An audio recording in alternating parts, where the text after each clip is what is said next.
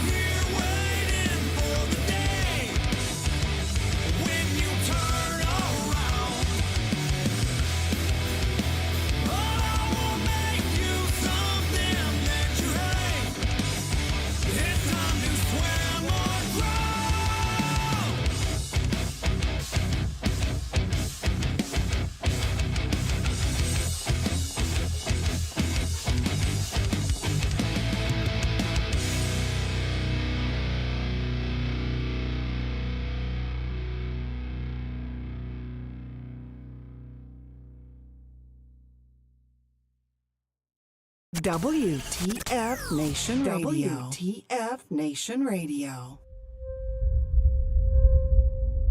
A lot of people look at us as robots or just out doing a job, but everything we see and do affects us just like it does everybody else. A lot of problems with first responders and veterans is that now we're in a battlefield that's very different. I've lost more friends to suicide than I did in combat, and it really hurts. When you push the human envelope to those maximum extents, physically, psychologically, emotionally, and spiritually, and then you pull that plug, nothing prepares you for the silence. Nothing prepares you for that void. You can't come that close to death without it having some effect on you. I'll never forget my wife telling me, you know, you're not the same Brett that I married. What War Horses does is it puts you in that environment to, in essence, look in the mirror. But that mirror's that horse. And that horse is going to tell you where you're at. You got to relax. You gotta calm down. You gotta slow your mind down and just think about this one thing, controlling that horse. The first thing we do before we get on a horse, we breathe. To let go of everything. Let go of everything in your head. If I don't let go of everything, I cannot be present with the horse. It's magic. I just started crying. It was the first time in my life that I literally let everything go. Compassion, generosity, love, all of these things trickle back into what it is to be a human being. It's completely changed me. All the confidence I had lost, it started coming back working with these horses. They've given me my life back.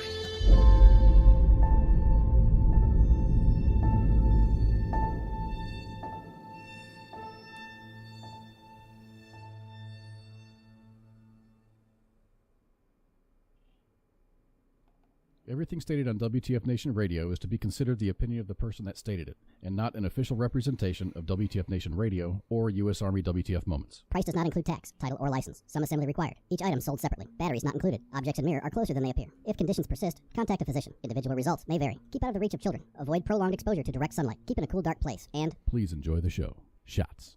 I don't know shit about fuck.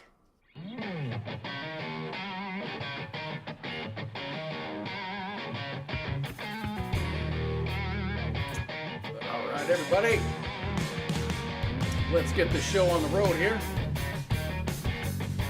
How's everybody doing?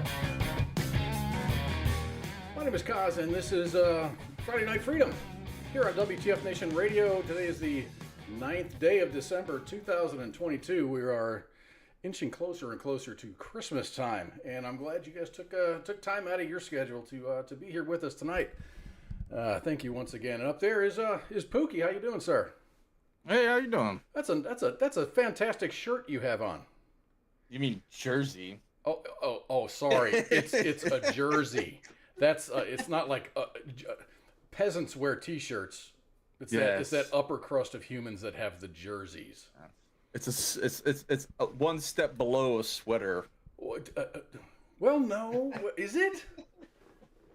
Well, I mean, if you wear a football jersey and wear a hockey sweater, there's a difference. But okay. Oh man! So welcome everybody. We got a great show in store for you tonight.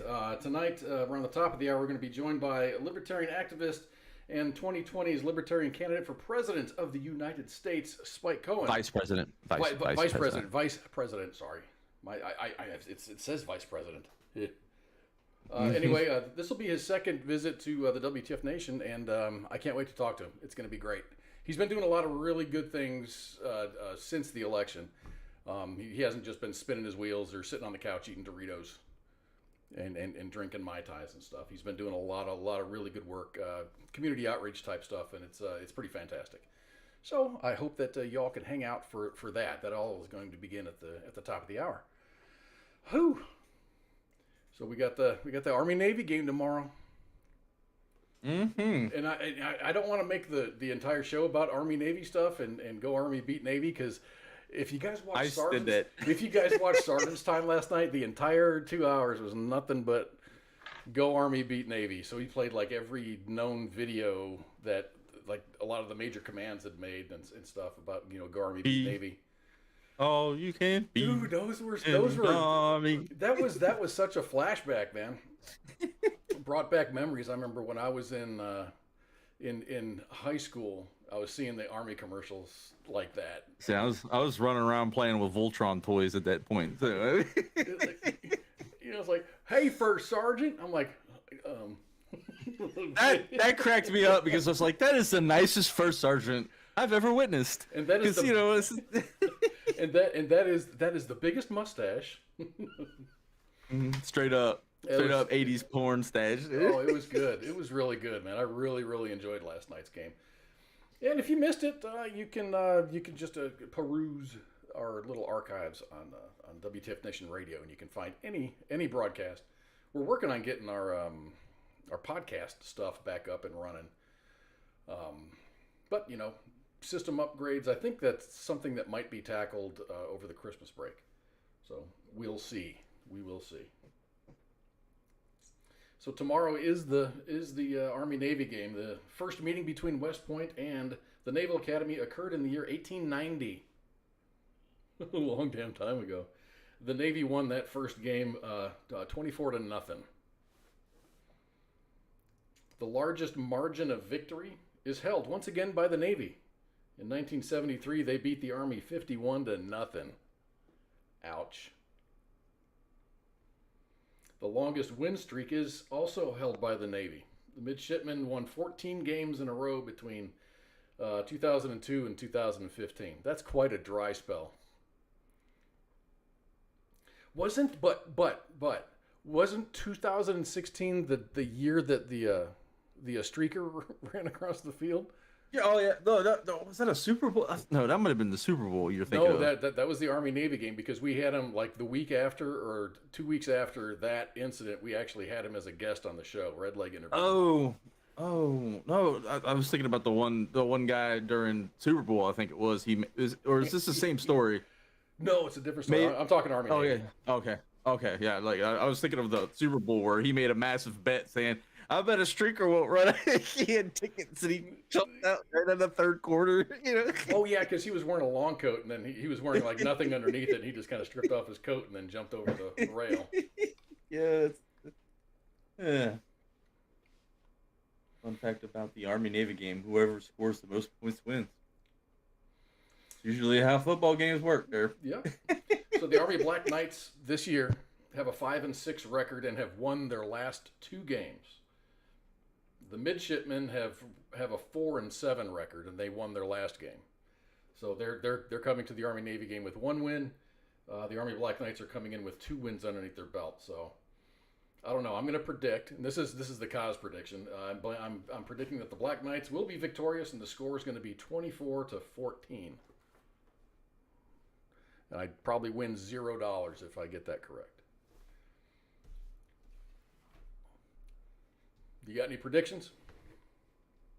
Yeah, the Army will win. You're not going to throw out any numbers or anything like that, huh? Yeah, the Army's got to win. Army's got to win. Especially with that stunt the Navy pulled, dropping flyers and ping pong balls on top of people. That was kind of weak, though. It's not weak. It wasn't weak. It was just like, oh, it's it's already been done. It's been done before. Well, at least the Army doesn't have name tapes on their butts. That's all I got to say.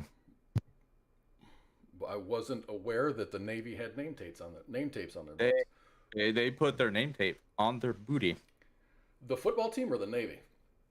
The actual Navy. Oh, I think that's because if they're floating ass up in the fucking waters, they can go, hey, oh, they're going to be able there goes Smith. Yeah. I was looking for Pookie. He's right here. Yeah. The Marines do it too, but then again, the Marines are just part of the Navy. They're the Uber driver, or no, Navy's the Uber driver, right? Yeah, my ass rides in Navy equipment. Anyways. So of course, not right before the show, this happened like between 24 hours ago and an hour ago. So last week about this time, let me kind of draw this all together. Last week about this time, several things were occurring simultaneously, which allowed us to have a very content-heavy show. The first was the unveiling of the Northrop Grumman B-21 bomber, and the second was a massive Twitter dump from investigative journalist Matt Taibbi. Matt systematically exposed the massive amount of effort Twitter employees went through to suppress, alter, and misrepresent the shady dealings of Hunter Biden and how it included now President Joe Biden.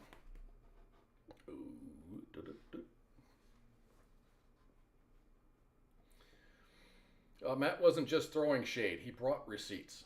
At the end of his data dump, he promised round number 2. So on Tuesday, Taibbi released a thread called Twitter Files Supplemental. It appears that there were some complications that were being worked through. And this is from townhall.com. As Taibbi notes, the next installment of the Twitter Files is being led by reporter Barry Weiss. Apparently, while she was working on her part of the effort, she discovered that someone on the back end was curating what was being released. When she inquired about who it was, she discovered that it was none other than James Baker. James Baker was at the center of the Steele dossier and was part of the FBI regime that tried to bring down Donald Trump via the Russia collusion hoax. Naturally, he left that post to take a high-paying job as chief counsel for Twitter because government hacks that toe the line always have a path to the private sector.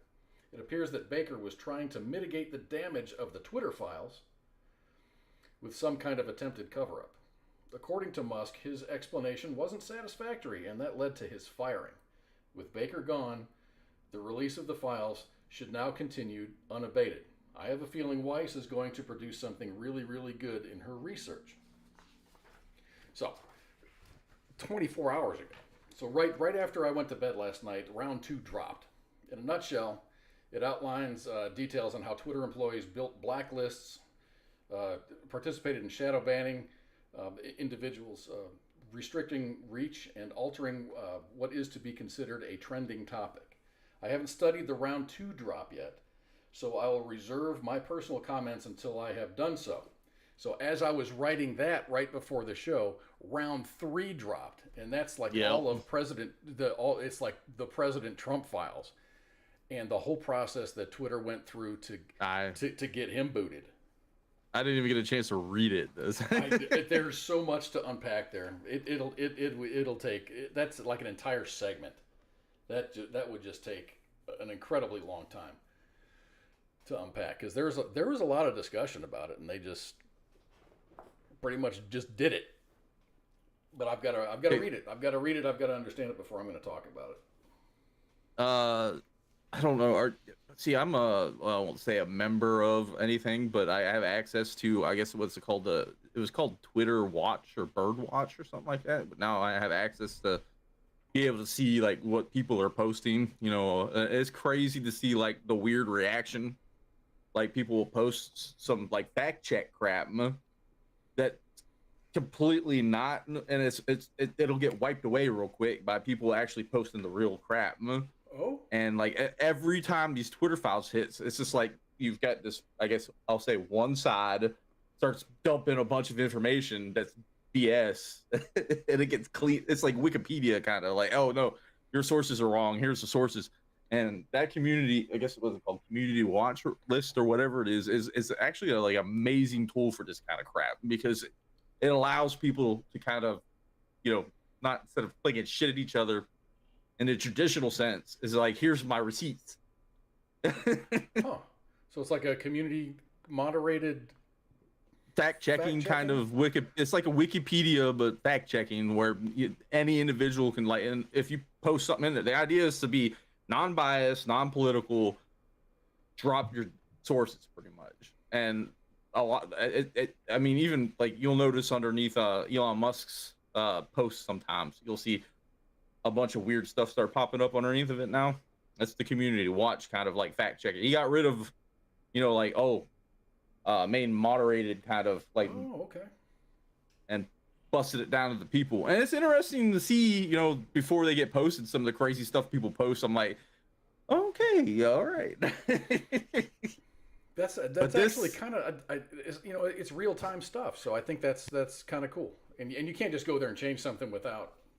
No, it has to have so many like it'll ask, is it helpful, is it not helpful, or is it somewhat helpful? And you can put like, and I go on there and say, hey, this is legit to this fact, but then it has some biased opinion to it. You know, I've been sitting there rating things and got a pretty high score. I could actually start posting stuff, but I just don't want to do it. You know, I'll just go in there and, you know, shut people down for saying heinous crap. You know, this is what I do. You know? So if I went on there, on Twitter and said that Nancy Pelosi is a lizard person, I would shut that down. Because there's no factual base to it. What if I posted a picture of a lizard right next to Nancy Pelosi? Would you guys accept that? No. Probably not. No. Okay. I'm just trying to figure out where I stand here on Twitter. I haven't officially come back to Twitter, but I'm about 80% there. I think I'm going to do it. You're probably unbanned and don't even realize it.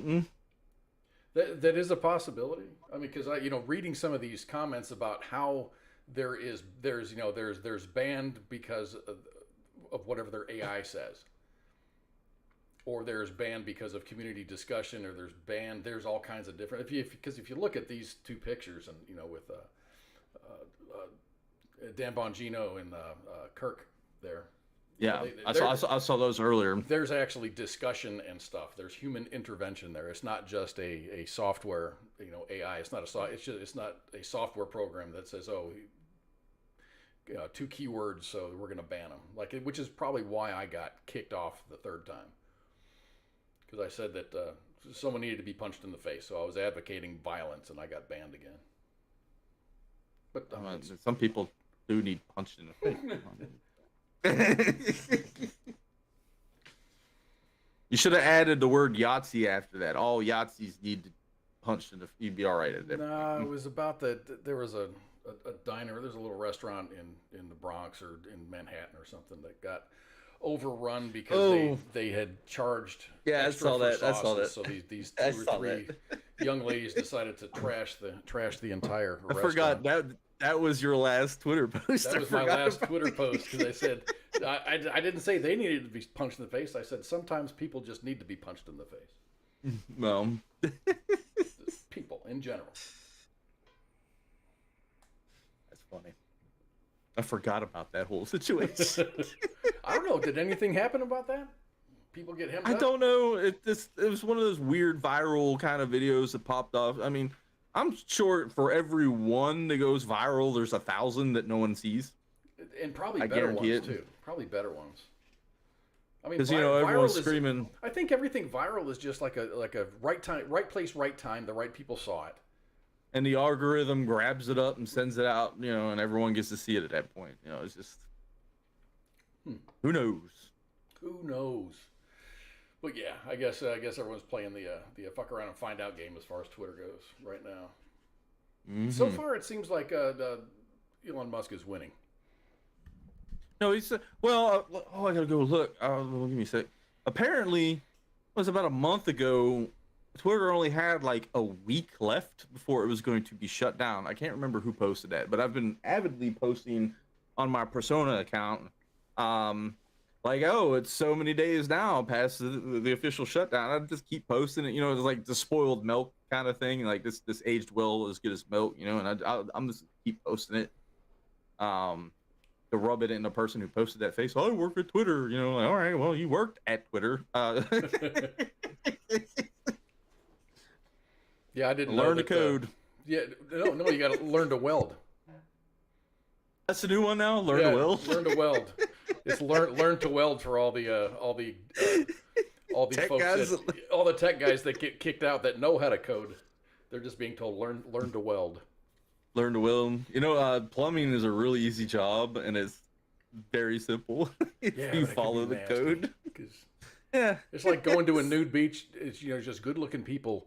Good-looking people aren't everywhere on a nude beach. It's like being a plumber is generally easy, but sewer lines are attached to being a plumber. So I'm seeing all the hellos and stuff. What's up, Musa? Sin is here. He's over on YouTube looking at us. Rogers. I don't know. I think YouTube's the only one that I can't see. Give me a second. Holly says, "I like Elon. I hope he survives." I saw a video of Elon Musk. He signed. Someone asked him for an autograph, so he signed an autograph, and then he started getting mobbed. And he's like, "This is the last time I'm doing this." And he had. He had security around him and everything. These guys looked like they didn't fuck around either. Looked like they could handle himself.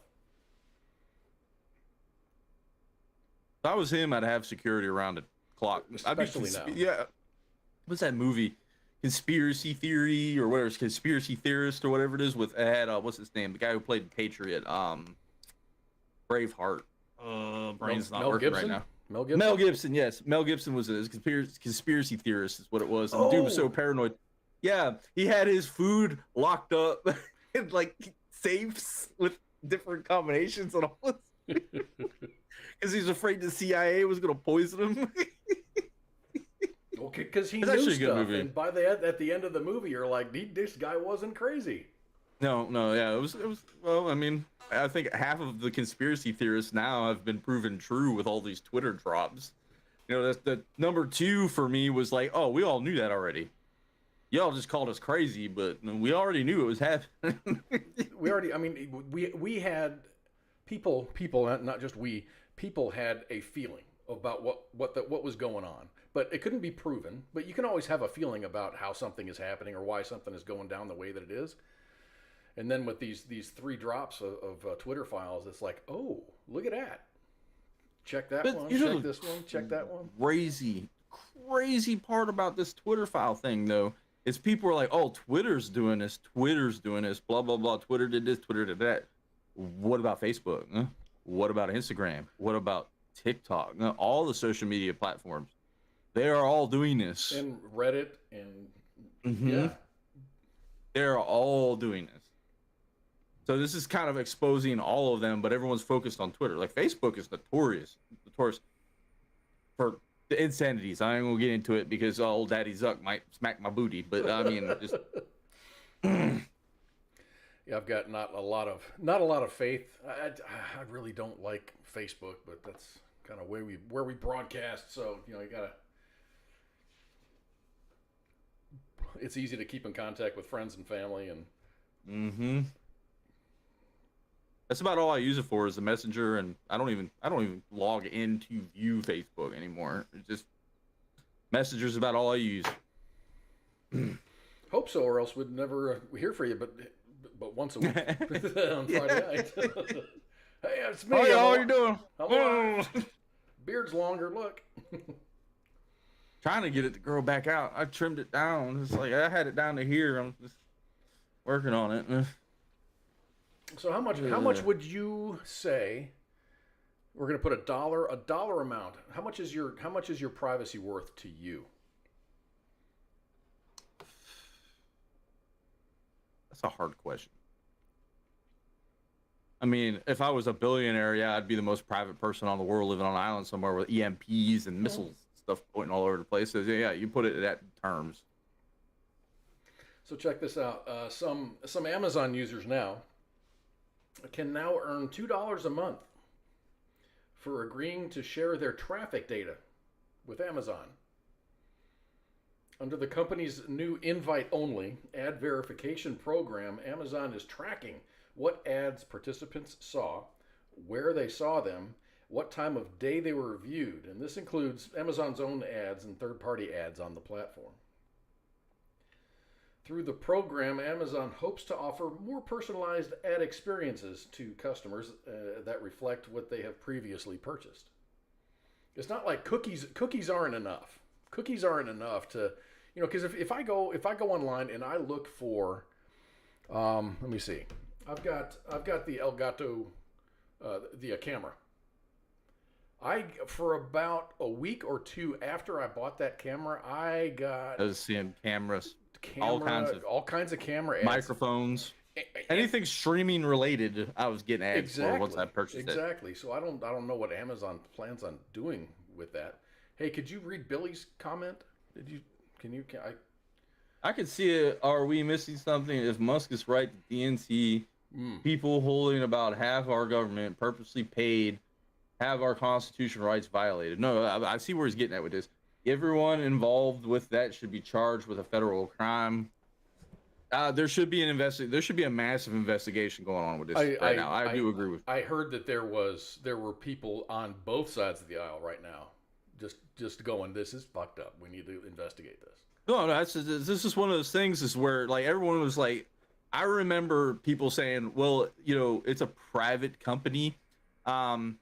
You know, they're allowed to do what they want kind of crap. And when the government comes in to a private company and says, hey, we need our opponents silenced, that's kind of the government stepping its bounds at that point. Well, I mean, when there's actual proof, I mean, they brought receipts. There are meetings between the Department of Homeland Security, the FBI, and Twitter.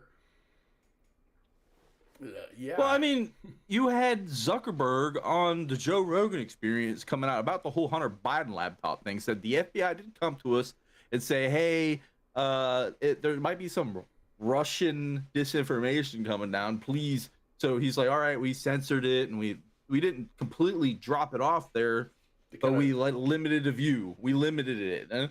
And Zuckerberg even himself admitted to the fact that the government came in and said, "Hey, you need to hush this down. Your elections, election interference. The Russians, you know." So I mean, they just kind of plant the seed or whatever. This is, I mean, I could get into a whole tirade about this, but I'm gonna. So let's go back to the Amazon thing. So Amazon's statement about that is your participation. This is a quote. Your participation will help brands offer better products and make ads from Amazon more relevant. Do you ever get? I mean, even on Facebook, do you ever get the It's like every week. It's like every Sunday.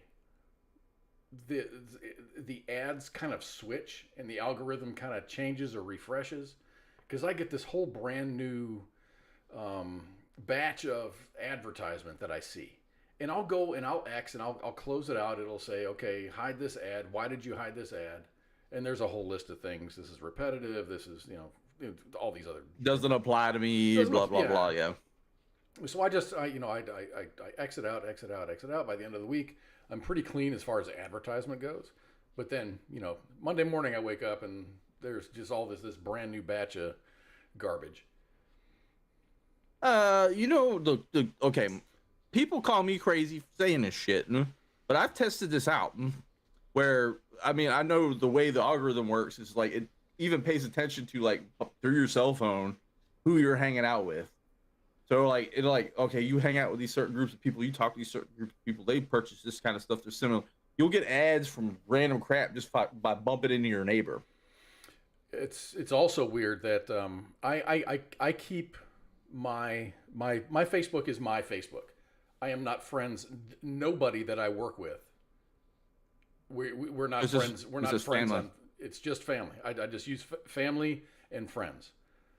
But I'll come home and you get the friend suggestions. It's like, hey, you might be friends with this person, that person, and it's like half of them are people that I work with. And we've never ever connected on Facebook before. Or the big one, all social media, all advertising, Google, Amazon, Apple, Facebook, all these, Twitter even does it. You'll be having a conversation about some random crap, like, oh, so-and-so, cousin so-and-so is looking for a brand new bed frame. And 2 days later, you're minding your own business. All of a sudden, you're scrolling through and bed frame ads start popping up on your crap. And you didn't even search the crap. You just mentioned it. I did a test. Me and some guys at work we were just talking, and our phones were nearby, and we were talking about swing sets and spare tires. Just completely random bullshit. Completely random. None of us have kids that live at home or anything. And then all of a sudden, all three of us were getting ads for tire swings. And then these big, you can construct these swing set kits and treehouse kits that you can buy lumber for with plans and whatnot. So it is a thing. It is a thing. What's even weirder is when you think about something and it shows up on your Twitter Marketplace or your Twitter, not Twitter, but Facebook Marketplace or ads. I will say this is the reason why you're thinking it's subliminal. What's it called? Subliminal advertisement. Yeah.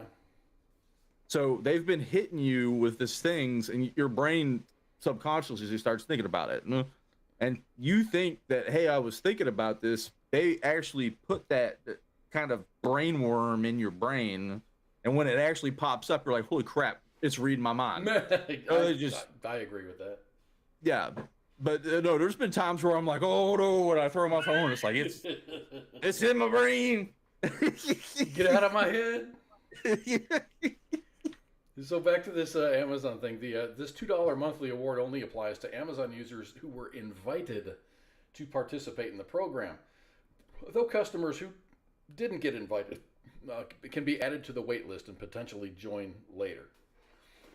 So I clicked on a few links to try to find the policies for the program, but I wasn't successful. All I could find was the rules and policies for the, quote, shopper panel. So with the shopper panel program, you upload receipts of the things that you buy, and they'll give you up to like $10 a month on your Amazon balance, or you can like donate it to a charity or whatever. Yeah, Patrick, that's 100%. No kidding. I think ICE is a secret agent over at Twitter. Or at the Amazon. Here's the thing, right? Amazon is massive, right? They're gonna pay their people, not their people, you, the product, because you are the product. $2 to fill out surveys or whatnot. Well, can't they just pay their workers a little bit more, work them less? Dude, I don't think you can pay an Amazon worker enough to endure the abuse. Even deal with that bullshit. Yeah. No, I know. I had a friend that was working at Amazon, and he told me some of the craziest shit. I'm like, are you freaking crazy? Like, that's like industrial era, 1800s, like linen shop. Well, yeah, or like what I'm thinking of, like it's like an adult sweatshop. Yeah, and it's nuts. Even for I mean, I understand you got to get the crap out of there, blah blah blah. You got to move it, blah blah. I understand that, but all right, well, if you're gonna put me in this, pay me decent. I don't care. I'll sling shit for hours on end if you're paying me $50 an hour to do it. And don't not pay me. And don't not pay me if I decide to take a water break or go to the bathroom. Go get drunk. Yeah, or have lunch. Over 15. Your lunch was 16 minutes. Your time off task for a minute. That's penalized. You're strike one. You're gonna fight. Nah. You get 2 demerits for taking too long at lunch. I'm surprised Amazon hasn't done what like China's doing, where they have the like suicide out the windows, the nets. Oh, they got nets. People from. Oh shit. Yeah, they literally have nets on the side, like to keep people from killing themselves in these factories, because they literally Apple's the worst. That's why I don't buy Apple products. I heard Apple may be moving out of China. I heard that they're trying to bring it back to the States because of this whole China's doing their own insanity. I don't even get in that tonight, but that zero COVID policy is pushing people to the brink of revolt at that point. But China's pulling back on that too.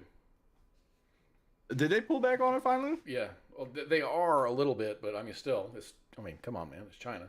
They're gonna push too hard, but so that's a different story. We're moving a little quickly, but I think I can make this next story kind of stretch out just a little bit. TikTok, you use TikTok. You're a TikTok person. Yes, I love TikTok. TikTok is my fentanyl. Yeah.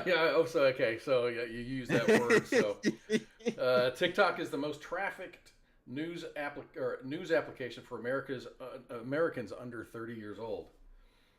Now there are calls to shut it down. Just yesterday, FBI Director Christopher Wray said that the Bureau has national security concerns about TikTok. Last Friday, the top Republican on the Federal Communications Commission, Brandon Carr, called TikTok, quote, China's digital fentanyl. The day before, Senator Marco Rubio and Mike Gallagher, both Republicans, introduced legislation banning the social media platform, noting that the data of millions of Americans is effectively controlled by Chinese Communist Party. Earlier this month, China also said that the United States government should ban TikTok. And a lot of governors, my governor has banned TikTok on state phones and government. Yeah, they did that here in South Carolina. No state. You can't have it on the computers or all the Blackberries and stuff like that. You're not allowed to do that. What I found interesting is this is being reported as new information. But why is this being reported as a new discovery? Didn't Donald Trump call for the banning of TikTok like 2 or 3 years ago? Yes, he did, and people lost their minds about it, and here we are again talking about it. And I can get really deep into the whole TikTok thing, but we can dive a little deep. Ever since TikTok began expanding into the United States more than 4 years ago, we've known that it was a disaster waiting to happen. What's shocking is that it's taking this long to get serious. Again, the security threats that TikTok presents was brought up in the previous administration. They keep on writing about this as like, oh my gosh, I just rolled over in bed and realized that TikTok is a security threat. So these observations are coming from a person who knows what the fuck they're talking about. Jeffrey Kane used to be an investigative reporter in China. In December of 2017, he first heard from friends on social media that Chinese tech company called ByteDance was planning on entering the American market with a new app called TikTok. alongside its sibling app called Douyin, which operates only in China. TikTok was poised to sweep up the Generation Z audience in America, with its preference of video snippets, including dancing celebrities, DIY projects, cooking demonstrations, skincare routines, and other Generation Zers singing and dancing in their parents' kitchen. As the fastest growing social media app ever, it rattled Facebook and YouTube, which are both banned in China. It completely, I mean, it dwarfed as far as the new, it was the new shiny thing. It was the new shiny thing that all the kids jumped to. It was the MySpace mistake. Oh my gosh, right? So by 2018, ByteDance was the world's most valuable startup with a valuation of $75 billion. 4 years later, ByteDance is worth $300 billion. TikTok is expected to reach 1.8 billion users by the end of this year. And a quarter of American adults under 30 get their news from the social media app. Now, this is where you come in, because you say the reason that you use TikTok is because it's a now 5 or 10 seconds of news. And it's kind of like where you get the Cliff's Notes as far as news go. Well, I agree with that. I'll find out things about things like instantly. It's like 15 seconds, right? I didn't know about this. I go and research it, right? That's what I do. And I'm like, oh, crap, that's cool. That's legit. Or, oh, that's BS. There's a lot of our government, especially, has a bunch of influencers on there that I think are paid government agents that put out BS information, especially about like the Ukraine-Russia crap that's going on. Washington Post. I don't know if you've seen Washington Post TikToks. They are so cringe that once you watch them, you want to. It's like they wrote news for 5-year-olds, is what they're like. I guess they're targeting like the super young generation at that point, and it's disturbing. They try to explain it to me like they did dumb it down. It's Barney style. They break it down super Barney style. Under the Desk News. I love her stuff because she kind of just real quick taps on it. This is what happened. It gives me the chance to be like, oh, that happened, and go and research it myself. Like at any decent human being, I'll go like, it's not like, hey, this is my opinion on it. She's just journalist, like, hey, this happened, blah blah blah blah, and she keeps it semi biased. Here's the headline. You go and research it. Yes, yeah, and I like that. But no, the crazy part, I don't know if you've heard or not about TikTok. TikTok in China. Different. You mentioned it is a different name, but it's still TikTok. But they but the way they target their audiences is like here in the States, they target like dumb shit goes viral. Like, oh, this dude smacked his face against the wall, or so and so did this, or la la la, dumb, really stupid, dumb you down kind of hilarious crap. Where in China, they're pushing science, math, like all kinds of like history kind of crap to these kids. So they're like exorbitant, and they have a time limit. Like you can only be on it for 1 hour during the week or some crap, or 1 hour during the day or something like that. So they're not like 24/7 just chewing it up.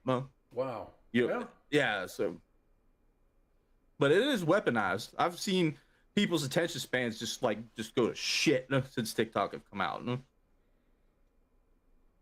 Short form video format, I've been saying for the last maybe 5-6 years, it was the future. Or 5-6 years, it's here.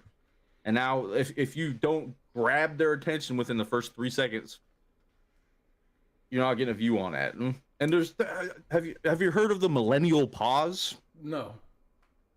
That's a big thing, and apparently Taylor Swift got like hemmed up for it, is because older generation people, they go to record, they give it a second, they let that 1 second hit, so they know it's working, instead of just straight blah blah blah, blah right into the into the phone or whatever your recording device is. Yeah. So if you do that split-second pause, that's cringe to them. They don't like it. You'll get your video skipped because you took a millisecond to open your mouth. Or just to make sure you get the green light. Yeah, this is yes, working. Yes. Like what we do. Yeah. The millennial what percentage pause. of people are actually... What? Yeah, millennial pause. It's a thing. You can go look it up. But what's it? Patrick asked what percentage of people actually research after hearing? That's a good question, because people like I hear the craziest things on TikTok. I do hear the craziest things on TikTok, and I have to research it, but people will just take it. Like, I've seen some crazy things. It's like, no, and I have to go look it up. Like, some idiot was on there talking about giraffes aren't native; they're an invasive species to Africa. They were brought from China. I was like, what crack? Well, give me that, whatever the hell you're smoking, give it to me, because I need some of that shit, dude. Yeah, I don't have TikTok. I don't use TikTok. But, No, stay away from but it. I will watch. I mean, it's like on, someone will say, hey, check out this video. This is funny. And it'll be a TikTok video, but not on TikTok. So. See, I do it for like like the homesteading stuff. I like watching people like build homesteads. I like Dungeons and Dragons. That's my big thing. Dungeons and Dragons, science. Neil deGrasse Tyson. Love it when he's on there talking. He always says something crazy. Joe Rogan always says something crazy. Like, it makes you kind of think a little bit. I'll go and research what people tell you. Don't just take it for a grain of salt. Yeah, if I find something that interests me or whatever, I'm gonna. I don't like news articles or news like the mainstream media is horrible. Where they tell you how to feel about something, then they tell you what they think the story is, and then they drive on. And then they reinforce the way that they think that you should react to it or whatever. Oh, you need to feel. I don't like that, so that's why I kind of. The local news is just as bad about that. Yeah. That's why I don't like It Weather Channel. It used to be Weather Channel. It used to be mainstream, and then it kind of migrated into local news, and I just turned all of that shit off. So even the Weather Channel, man. The Weather Channel. Everything of all is places global now. warming. Everything is climate change and this, that, and the other. They went with this pattern or whatever it is. I love the Weather Channel. Netflix. I like. Netflix does the same thing. Netflix does the same damn thing. They try to condition you to think, because I looked at it, was like the top 72 most dangerous places to live, and of all 72 of those top dangerous places to live, 60 of them were it's like, due to the effects of climate change, volcanoes are blowing up. That's why it's dangerous to live on outside of Kilauea. That's why a lot of people are very skeptical about the whole, what was that movie, Don't Look Up? Explained it perfectly. I love that movie. Like, it was a good movie, but explained it perfectly. Yes, there's a problem. We need to fix it. But the media, did its thing, and people are like, "Oh, there's an allegory here." I was like, "Yeah, there's an allegory. There's idiots on this planet that'll do anything for attention, or money, Money is a very big motivator." And a lot of people will just sit there and go, "No, I don't believe this, but I'm getting paid a lot of money to say it." So. Spike's in here. Hey, Spiking. Yeah, Spike says, "Yeah, I'll talk to you soon." How much time we got left? What's our timeline here? We got about 10 mics. 10 mics, yes. 48. I just got these new glasses, and they're not really. I guess it doesn't help that I took a nap right before showtime. So. Oh, I'm supposed to wear glasses, but I don't. Oh, you should. With that weird vision, I got one eye that's better than normal vision, and then normal vision eye, so it kind of. They fight each other. Yeah. So anyway, there's a good reason for this success. TikTok has developed one of the most powerful machine learning algorithms ever. One that is able to reveal people's unknown desires to themselves. Every day, every hour, every waking minute, TikTok is hovering up seemingly infinite bits of information about its users. Their tastes, their hobbies, political views, sexual preferences, their facial structure, the sound of their voice. Ostensibly, all this is meant to provide a better product. It should also be noted that this information can be used for spying, influencing millions of users, and even waging war.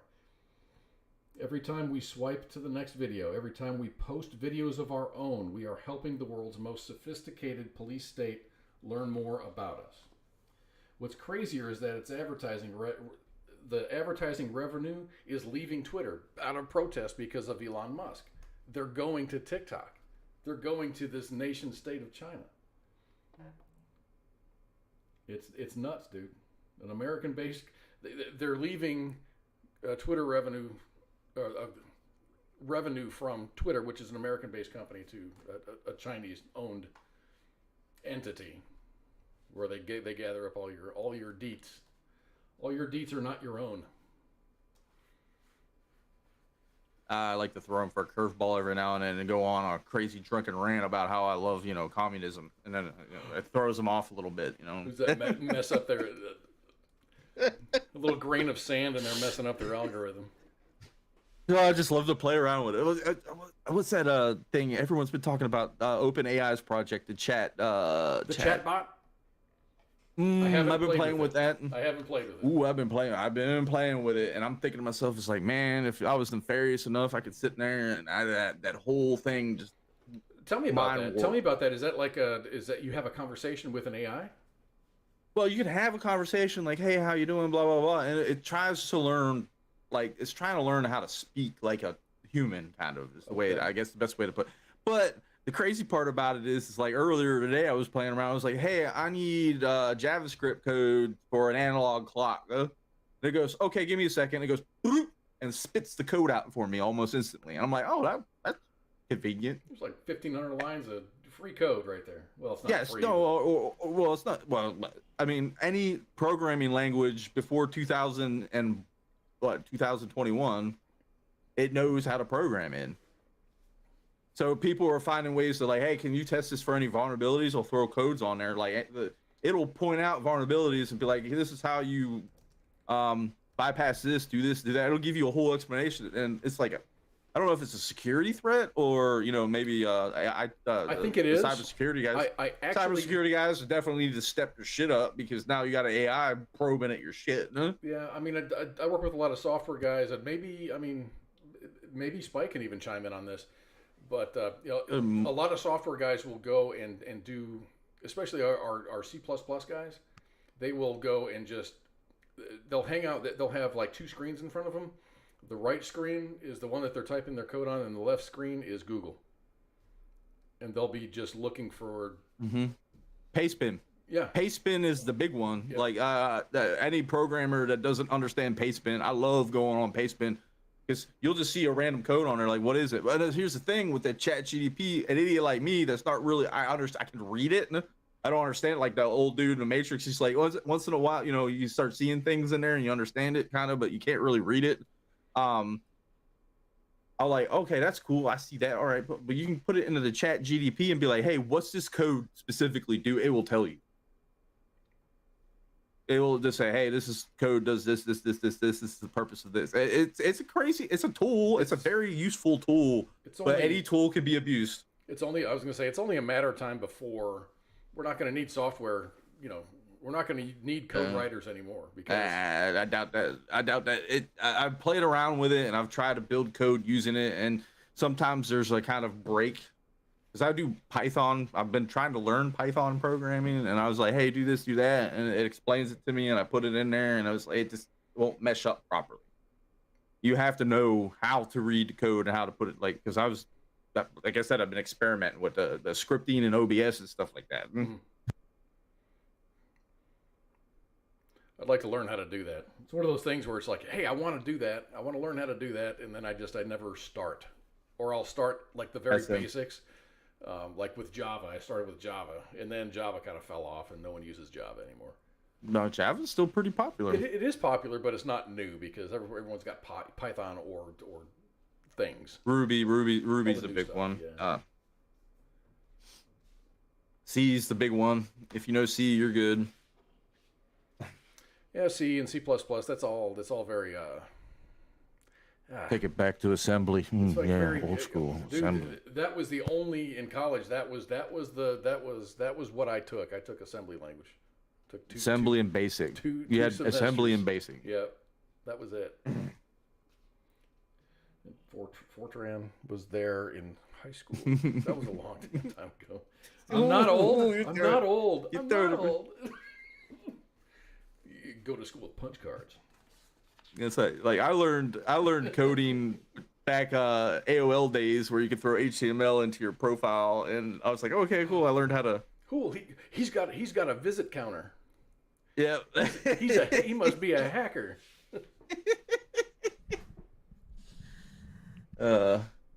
Michael. Damn, dude. Thank you. I did. I actually had it pointed to the right. Not on purpose. It's just the way that it was. Nice catch. Hello. Now we're. No, that's. Hello. think he was talking to me. I was speaking to the side of it, but it was in front of me. But it was it was twisted in the holder. That's what it is. Thank you. I got the cool one where I can switch between omnidirectional and get a little button on the back. So many dynamics for a microphone. You can have different, there's like an entire page of different kinds of microphones that you can have.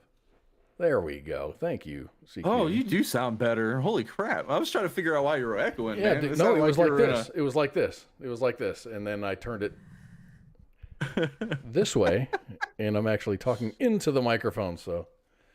Oh, there you go. I'm sure that will be reflected very poorly in the podcast as far as audio quality. So, guess what? It's pretty close to the top of the hour. What do you say? What do you say? Let me see. I'm going to go to my break. I was going to because I'm gonna when Spike's in the waiting room, we're gonna do the break thing, and I'm gonna do a song, and then I'm gonna do a one of his videos. It's a pretty badass video for his new project, and I don't want to run out of break stuff, so I think we're gonna head out to break right now, and it's gonna be a short break. It'll only be like 4 minutes ish, so. Come back soon, Spike. It's okay if you click that link and come on into the digital green room, and we're going to be back in really like 4 minutes. It's going to be a very very quick break. So we'll see you all in just a couple of minutes. This is Cause and Shots. WTF Nation Radio. WTF Nation Radio.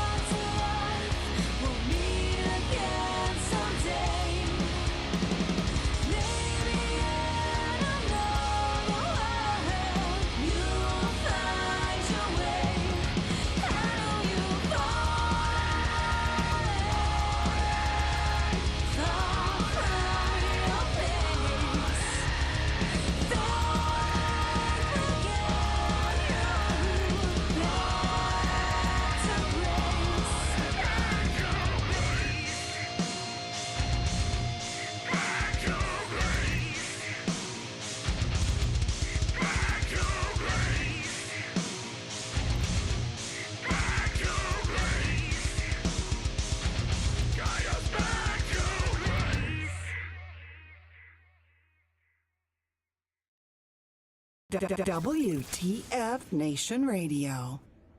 John Hancock. It's Herbie Hancock. Yeah. The voice of have been US scammed. Army WTF moments. This We is have been WTF robbed, Nation not just of our Radio. money, but of our freedom and of our power. It was taken by a small handful of narcissistic psychopaths. And it's time to take it back.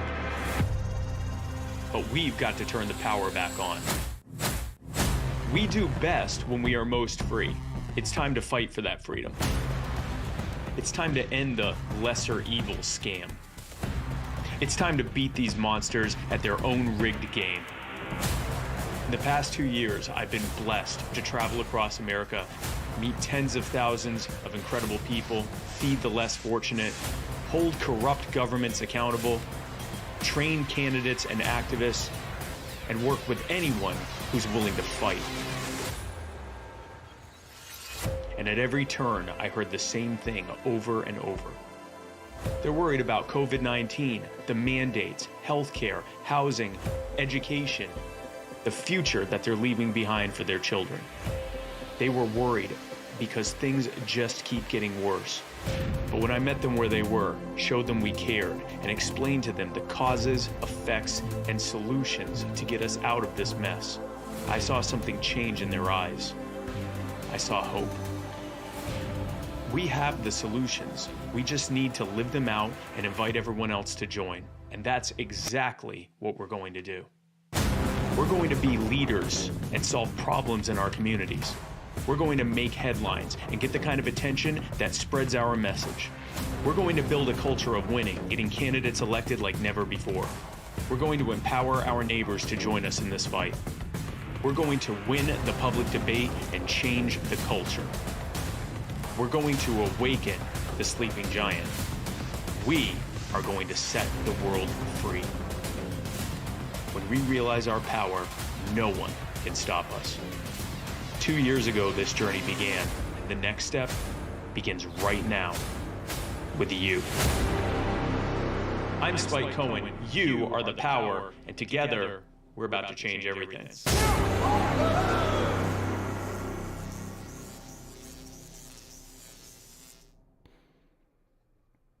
Spike Cohen is a successful business owner, libertarian activist, and media figure. After running in the 2020 election as the Libertarian candidate for vice president, Spike has traveled across the nation and has met countless Americans to share the message of liberty with them. Since the election, Spike has become a regular on cable news networks, nationally syndicated radio, and international media outlets. And tonight he is here with us on WTF Nation Radio. Welcome, Spike. How are you doing, sir? Thank you very much for being. I'm doing good, Cause. Thanks for having me on, man. What a pleasure. And this is, I guess we didn't scare you away the first time, and you're back for the second round. I'm glad you've been busy. I really am glad you've been busy. I mean, because after the election, you kind of like, oh, damn. And then you got to find something else to do, and you didn't stop. You're continuing with the same message.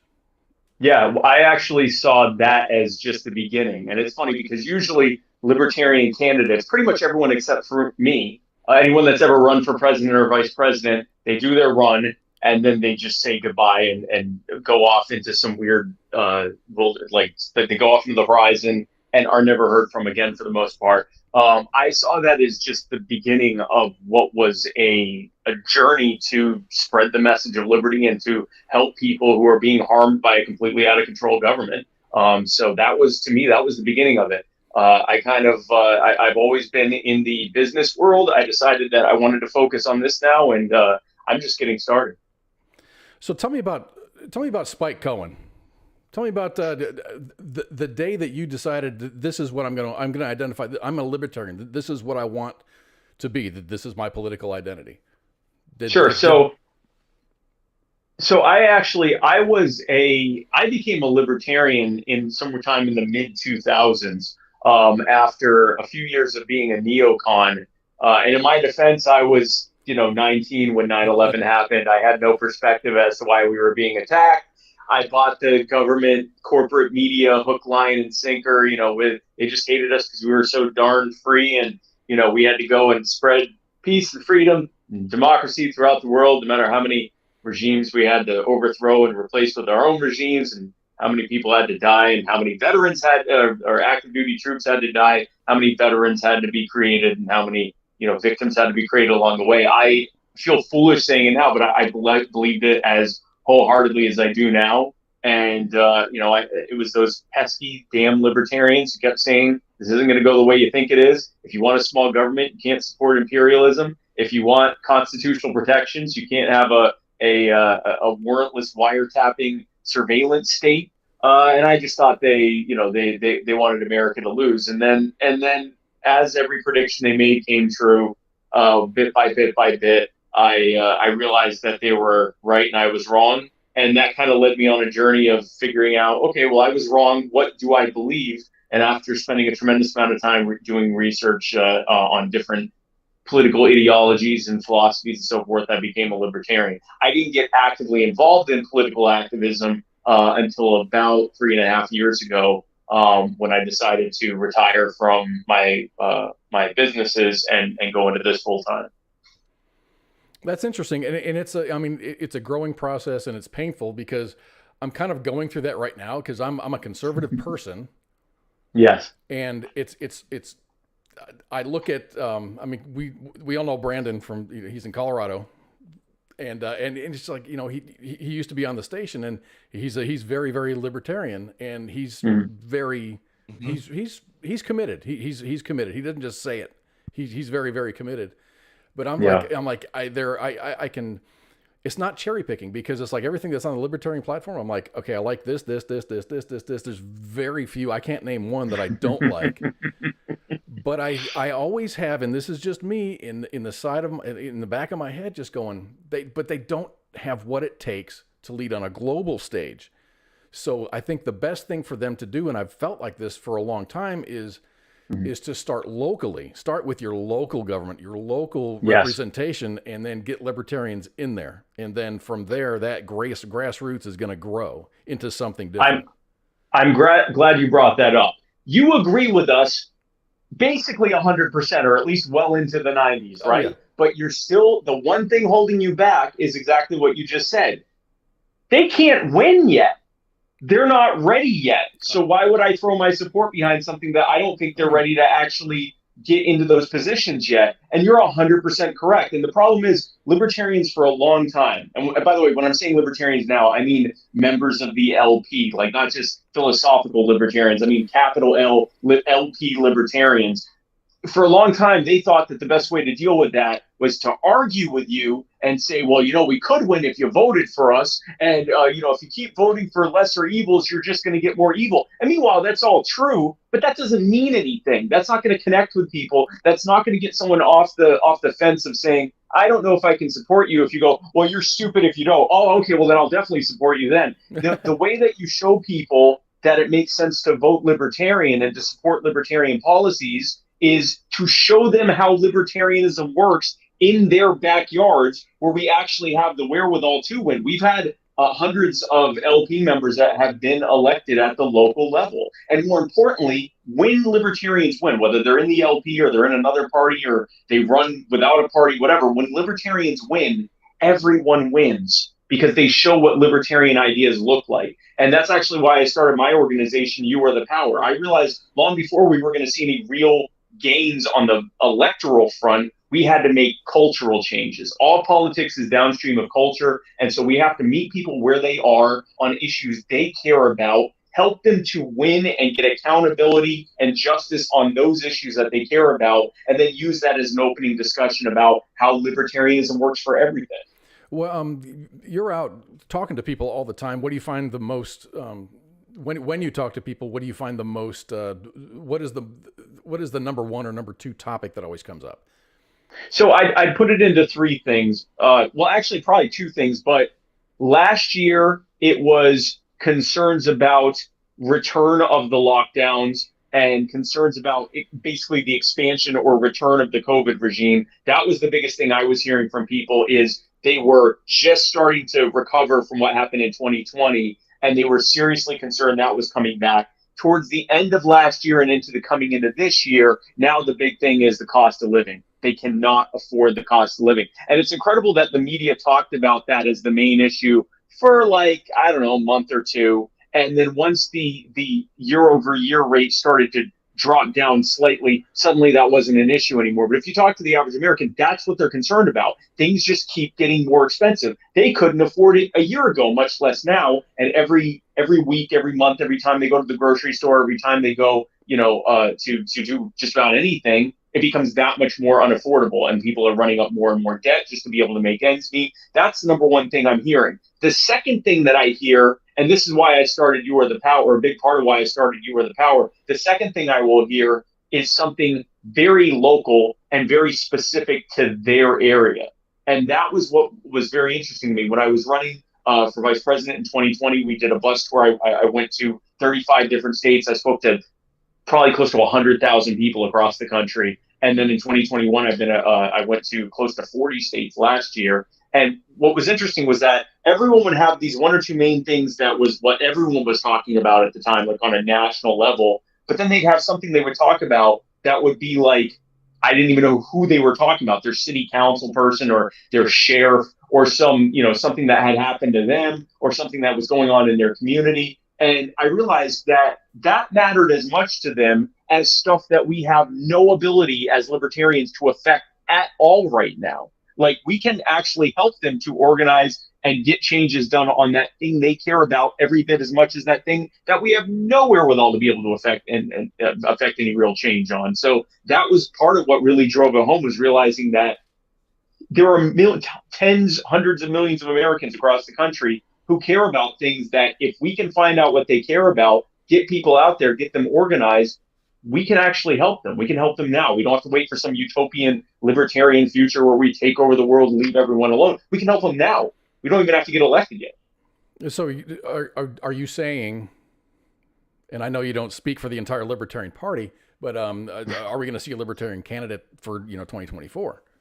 Oh, we have to. Yeah. So just to make it clear, we have to run a presidential and vice president. We have to run a White House ticket, if for no other reason than in many states, that's the only way that our party's even allowed on the ballot, is if we have a presidential candidate, and then some states require a certain percentage of that candidate has to get in that state in order to be able to have them qualify for the next 2 election cycles. Every state's different when it comes to rules, but yeah, we have to have a presidential and vice presidential candidate. We have to have gubernatorial candidates. We have to have, in many states, Secretary of State candidates. We have to have senatorial candidates and congressional candidates and all of that stuff. And then if we have to have those candidates for ballot access reasons, then we might as well utilize them to try to get the message out there. But the problem is, when we focus on those candidates that we know aren't going to win, and we put them forward, and I say this as the last guy who did this for VP, who went into this. If I'm the main guy, if I'm who everyone's talking about, if I'm who everyone points to and says, this is our example, not for the work I'm doing now, but for running for VP, then what they're saying is our heroes are a bunch of people who not only didn't win, but we knew they weren't going to win. And all that does is strengthen the narrative that the L stands for loser and that you can't win.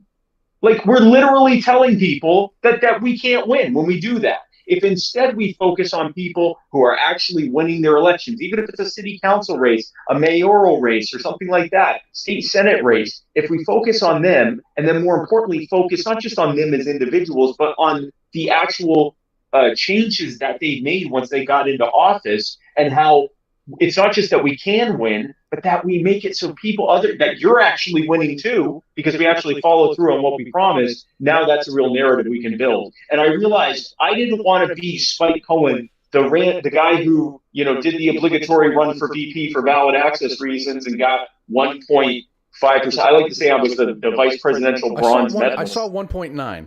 I saw 1.9. I'm going to go with that.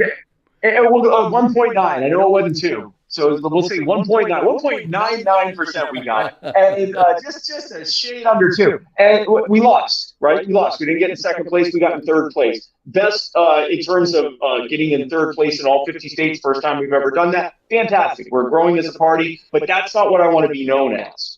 I want to be known as the guy who helped to build the movement at the grassroots and make it into something that can win elections. And more importantly, build a movement that no matter who wins, the people demand freedom. They demand more of their power back. They demand more of their money and their responsibility and their control back. That's what I want to be known for. And if running for VP was the stepping stone for that, God bless. I was happy to do it, and I'm honored to do it. And if I'm called to do it, I'll probably not VP, but if I'm called to run in the future, I certainly will consider it. But that's not what I want to be known as. So many people, myself included, when it comes to election time, you sit there and you look at the ballot. Sometimes it's a very short ballot, like in the midterms. Sometimes it's very long. Yep.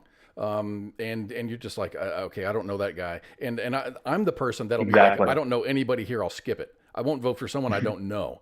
And I just fast forward to, okay, here's president, vice president. I'm going to make my choice of the people that I know and the person that I think is going to win. And I saw, Spike Cohen and Joe Jorgensen going, I know they're not going to win. Should I think this is going to be a close election? Should I throw my vote to the L, or should I go to the other party? And I went to another party. And sometimes you win, sometimes you don't. And that's why I think that libertarianism is awesome on the grassroots level, because it'll grow. It really can affect change in your local community, which is where politics is. It really doesn't matter who's sitting in the White House. It's it really matters who is in charge of my city council and the things that are happening, the projects that are being that have attention drawn to them. That's all local. President's not going to have anything to do with that. My state senator's not going to have anything to do with that. It's all local. Yeah. And in addition, and again, I want to drive home the fact, cause that you already said you agree with us on pretty much everything. Yeah. We're never going to get your vote at the national level until we show that we have the wherewithal to actually have a chance of winning there. Right. And you're not alone. There's tens of millions of Americans.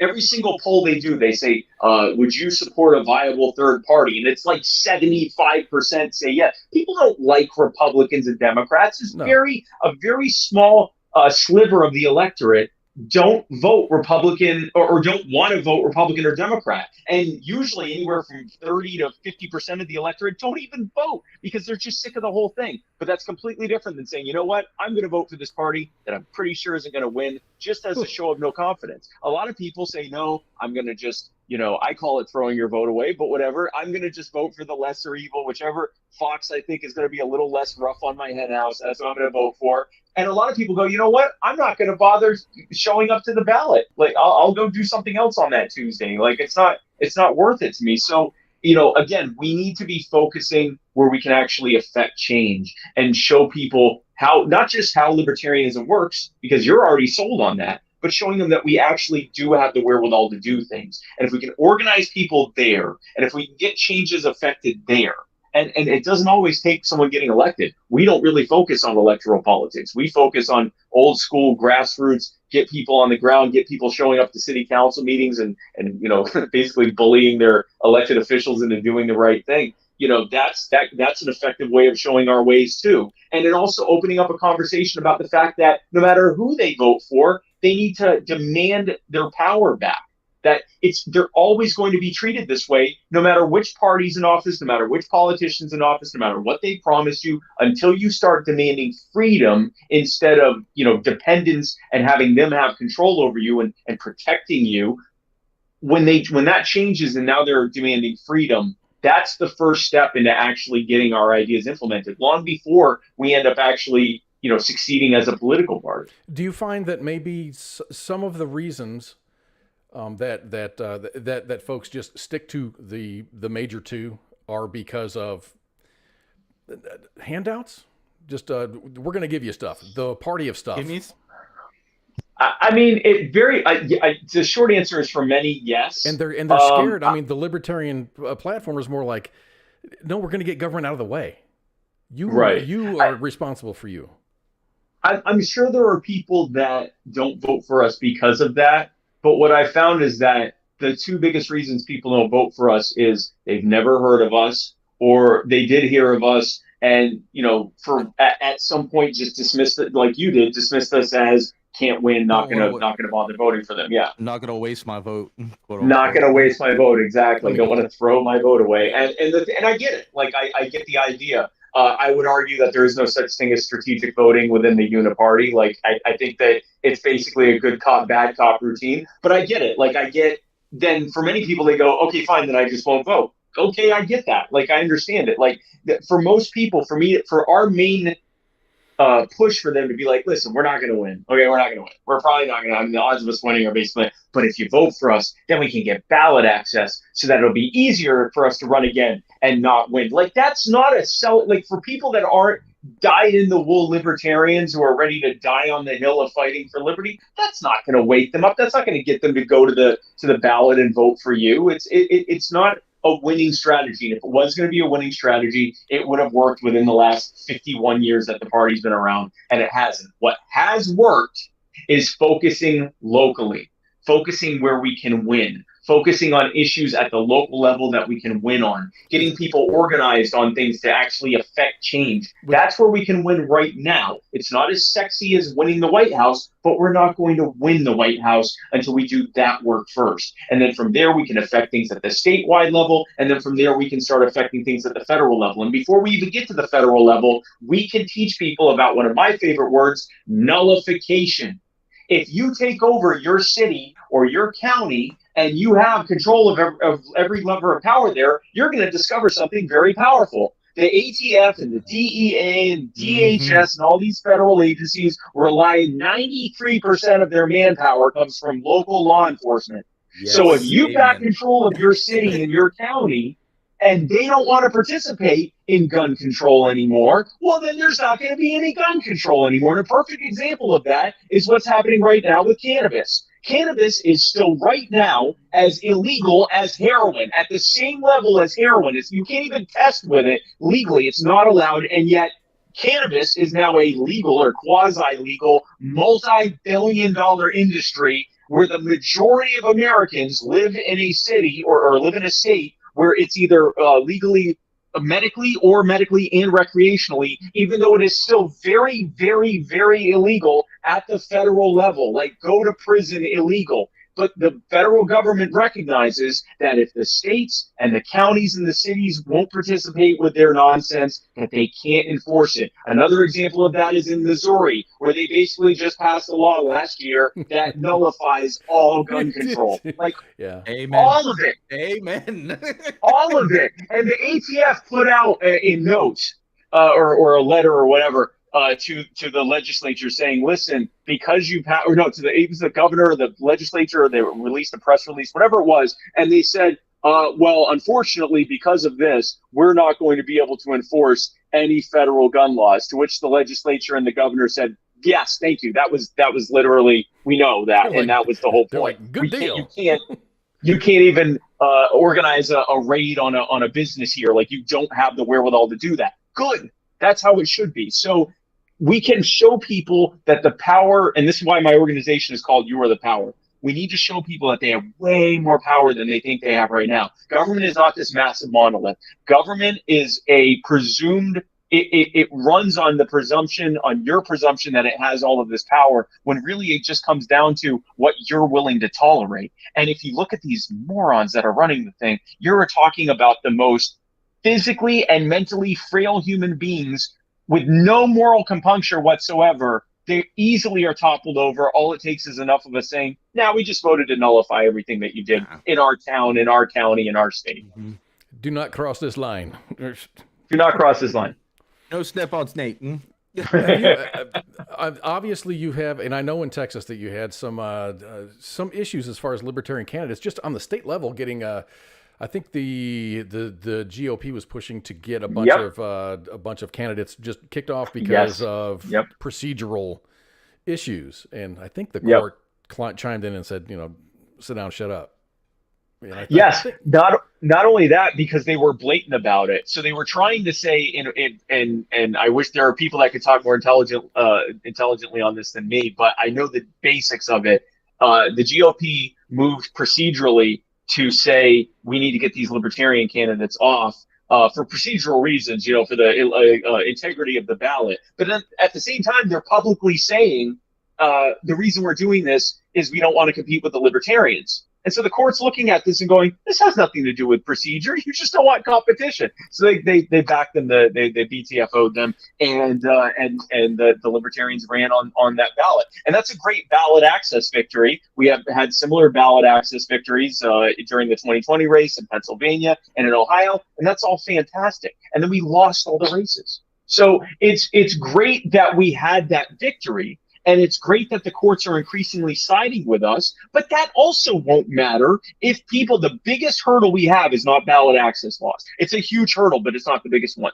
The biggest hurdle that we have isn't the fact that, the corporate media isn't giving us the attention that we deserve, even though we ourselves say that no one deserves anything that they haven't earned. It has nothing to do with not being allowed on the debate stage. None of those things those are all problems, but they're not our main problem. Our main problem is that, and you are a perfect example. You're not the problem, but you demonstrate what our problem is that even people that agree with us completely, like you, Cause, didn't vote for us because you understood correctly that if you voted for us, that wasn't going to influence whether or not we won. And so that's the hurdle we have to cross. And you do that by focusing where we can win and building a movement of people so that's big enough so that we can qualify for the polls to get on the debate stage, so that they can't not pay attention to us because we're getting so much stuff accomplished, so that we can actually viably run for more state level races and then eventually more federal level races. And in the meantime, we use those races to message as well as we can, but they should not be our main focus. So when you roll into a city, let's say you roll into just name a city, you get off your bus, you get all set up and stuff, and you have to start conversations with people. Is it going to be like a man on the street conversation? How do you kind of break the ice? Yeah. So the way that we do it is they actually break the ice. So what's happening is we don't actually step foot in a town until we've already created a movement there. And I'll give you an example of actually where I am right now. I just got into North Carolina tonight. In Gastonia, North Carolina, where I'm going to be tomorrow, there was a homeless veteran, a disabled veteran by the name of Joshua Rohrer. And he had a PTSD service dog named Sunshine. And two Gastonia police officers assaulted him, wrongfully arrested him, tased his service dog, who later died. Sunshine ended up passing away. And there was they claimed that Joshua was resisting arrest and being unruly and that the dog tried to bite them and all of this stuff. Joshua and a handful of eyewitnesses said that's not true at all. Joshua wasn't doing anything wrong. He was complying. Mm-hmm. The dog was nowhere near them, didn't bite them. None of that happened. And there was body cam footage from both of the officers and from other officers who showed up later that could show who was telling the truth. And you're going to be shocked to discover that the DA fought in court for months and forced Joshua and people that were donating to his cause to spend thousands of dollars in court. They fought to keep the body cam footage blocked because they knew what was on it. They knew that it proved Joshua right. And the thing is, without going into all the details, the Gastonia City Council, the Gastonia Police, and the Gaston County DA have a decades-long history of mistreating veterans, mistreating the homeless, and really just mistreating anyone in their community that gets in their way. And they thought that they were going to just run roughshod over Joshua like they had everyone else. And then we found out about it. And as soon as we found out about it, we started attacking them on social media. We started getting local media attention. We started organizing locals to show up to rallies right before the city council meetings. We started walking into the city council meetings. We started raising donations for Joshua to help with his cause. And flash forward a few months later, the body cam footage has been released. It's on my YouTube channel. It's on Joshua's YouTube channel. It's been clicked multiple times by other channels and other people.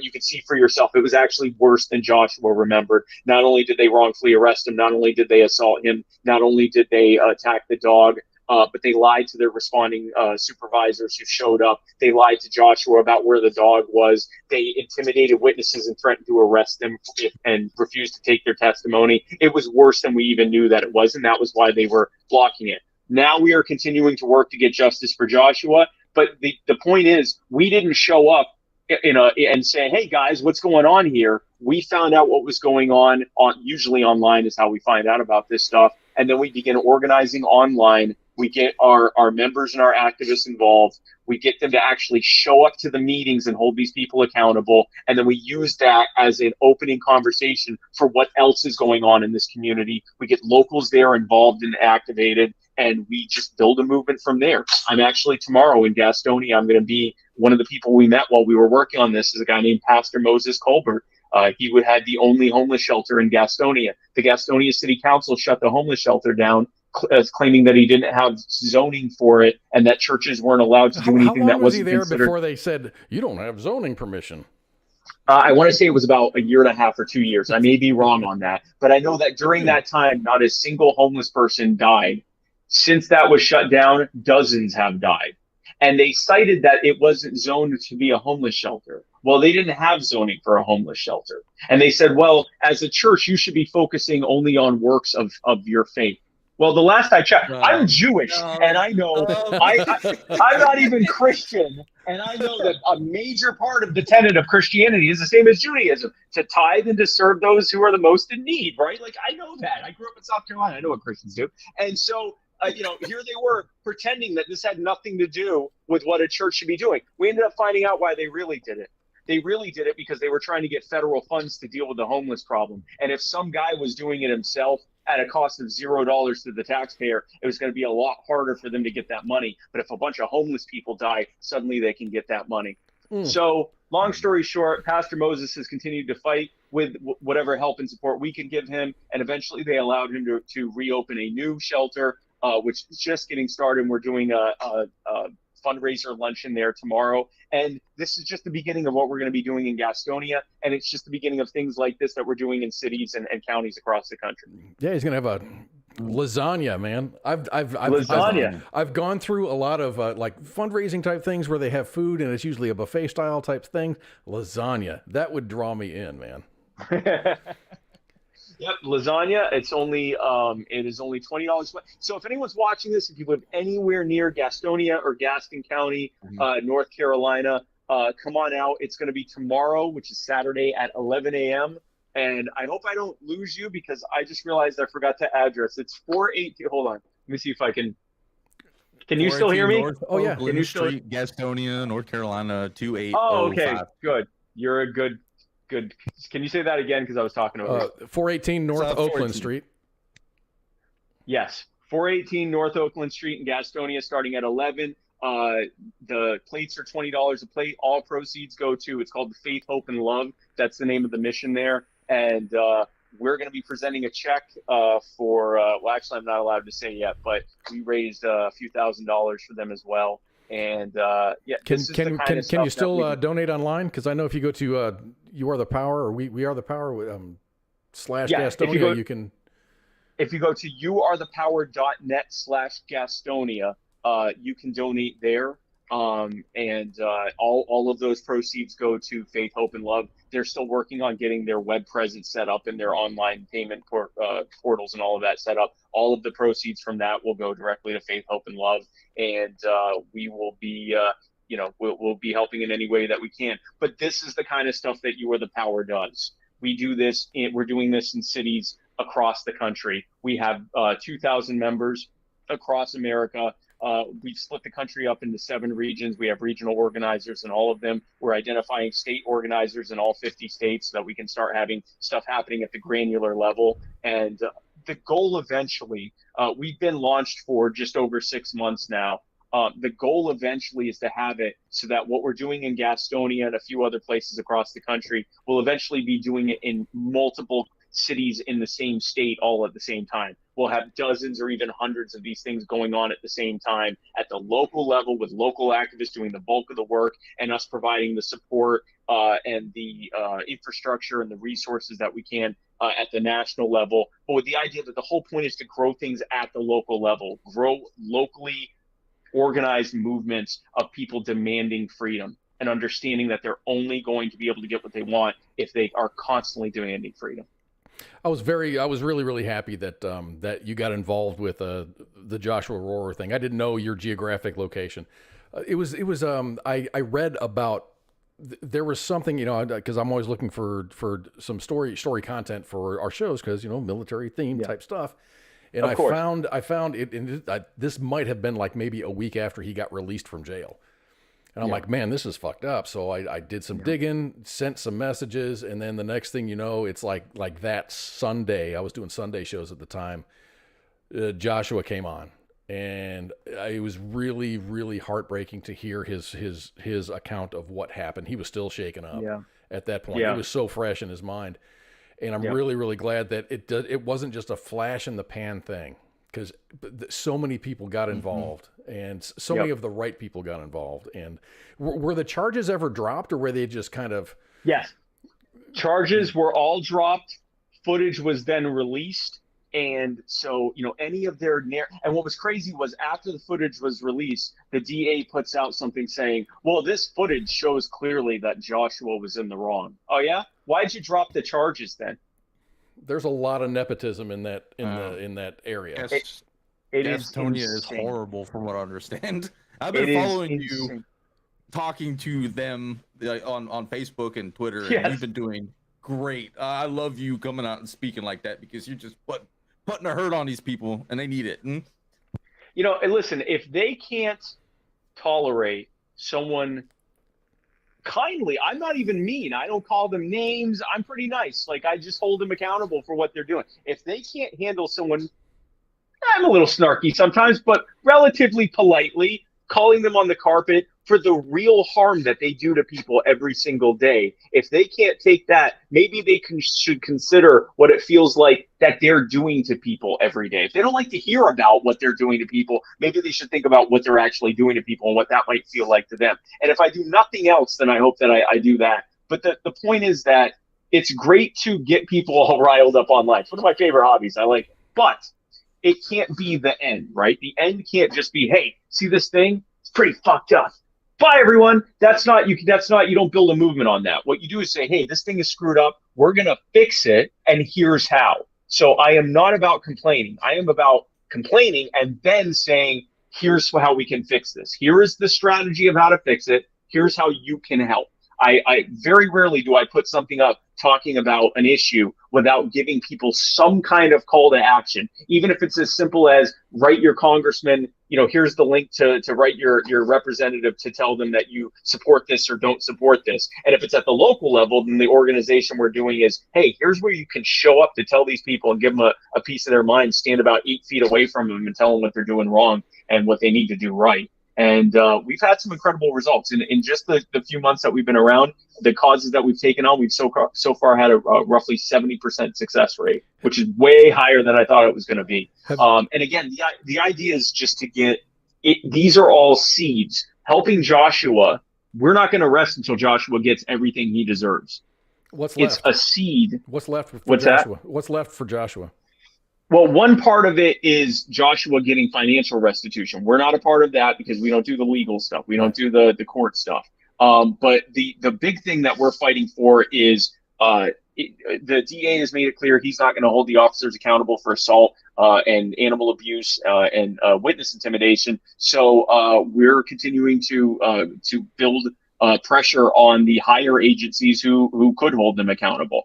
That's one thing. Another big thing we're fighting for, and this is at the North Carolina state legislative level, there needs to be a change to body cam footage release protocols in North Carolina. 100%. I agree with you.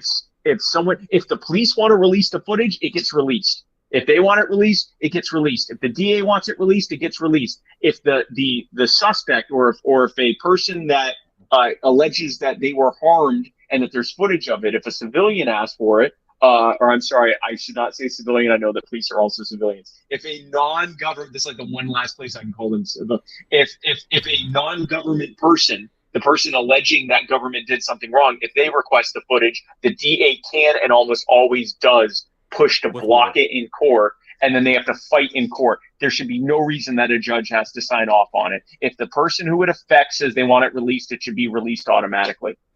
I thought the whole purpose of body cam footage was to protect the public. Thank you. Thank you.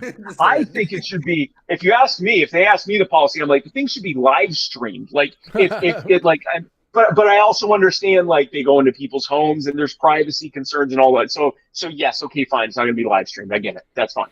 But at the very least, if someone who is on it, someone who has been pulled over or arrested or had an interaction with police, and they say, this happened to me and I want it released because this was bad and the people need to see it, then that should be automatic. It should be released. And if they have to blur out the faces of other people who don't consent to have their face on, whatever, that's fine.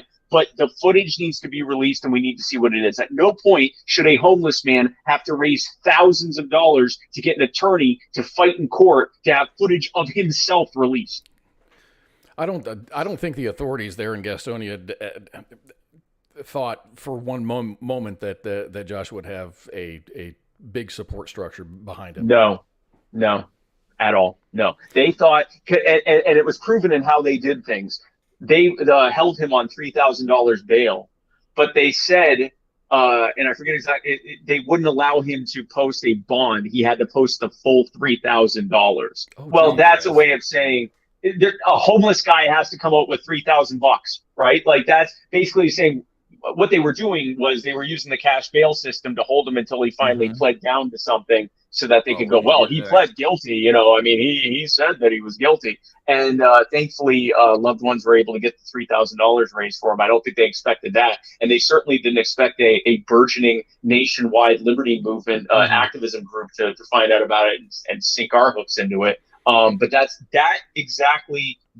they didn't see us coming is exactly what we want to do across the country. Until eventually, not only do they see us coming, but when they hear that you are the powers involved, they start thinking of just backing off and doing whatever we want so that they don't have to deal with the heat. Because the press is coming, or there's going to be exposure. It's going to be exposed. Have you ever gone to have you ever been made aware of a situation that you're just like, no, sorry, dude, I can't do anything. You're screwed.